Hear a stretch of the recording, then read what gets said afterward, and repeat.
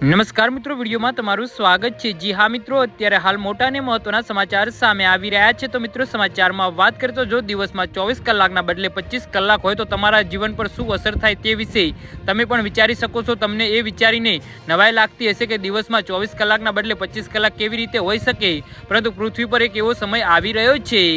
જી હા મિત્રો, અત્યારે હાલ મોટા સમાચાર સામે આવી રહ્યા છે।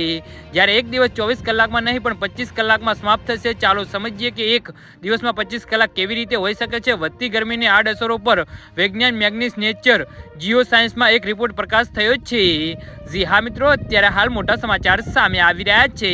અહેવાલ મુજબ પીગળતા હિમનદીઓના કારણે પૃથ્વીના વિષુવવૃત્ત નજીક પાણી એકઠું થઈ રહ્યું છે। આના કારણે પૃથ્વી તેની ધરી પર ફરવા માટે સક્ષમ નથી, એટલે કે તેની ગતિ ધીમી પડી રહી છે।